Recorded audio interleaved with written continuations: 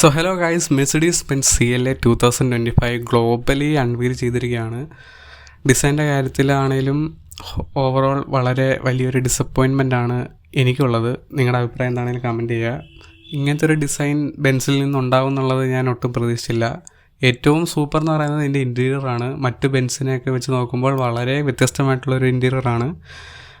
Benz ഈ ക്ലാസ്സിലൊക്കെ ഉണ്ടായിരുന്നു എല്ലായിടത്തും സ്ക്രീൻ, ബട്ട് ഇതിനകത്തെ സ്ക്രീൻ എന്ന് പറയുന്നത് തൊടുന്നിടത്തെല്ലാം സ്ക്രീനാണെന്ന് തോന്നുന്നു. 14 ഇഞ്ചിൻ്റെ പാസഞ്ചർ സൈഡ് സ്ക്രീൻ, നടുക്കൊരു 14 ഇഞ്ചിൻ്റെ സ്ക്രീൻ, അത് കഴിഞ്ഞിട്ട് MID ഒരു എത്ര ഇഞ്ചിൻ്റെ സ്ക്രീനാണ്. ഇത് കൂടാതെ എൻ്റെ എഞ്ചിൻ ഓപ്ഷനാണ് കുറച്ചും കൂടെ എന്നെ അത്ഭുതപ്പെടുത്തിയത്. 1.5 ലിറ്ററിൻ്റെ എഞ്ചിൻ, ബെൻസിനകത്ത് 1.5 ലിറ്ററിൻ്റെ എഞ്ചിൻ, അതിനകത്ത് 48 വോൾട്ടിൻ്റെ ഹൈബ്രിഡ് ടെക്നോളജി ഉണ്ടാവും. അതുകൂടാതെ 2 ഇലക്ട്രിക് വേരിയൻ്റ് ഉണ്ട്. 250+ എന്നുള്ളത് അത് സിംഗിൾ മോട്ടർ, റിയറിൽ സിംഗിൾ മോട്ടറുള്ള മോഡലും, മറ്റത് 350 ഫോർമാറ്റിക് എന്ന് പറഞ്ഞ മോഡലുണ്ട്, അത് ഡുവൽ മോട്ടറാണ്. എനിക്ക് ഓൾ വീൽ ഡ്രൈവ് ആണത്. അപ്പോൾ ഇങ്ങനെ 3 വേരിയൻസ് ആയിട്ടായിരിക്കും CLA ഇനി ഗ്ലോബലി ഉണ്ടാവുക.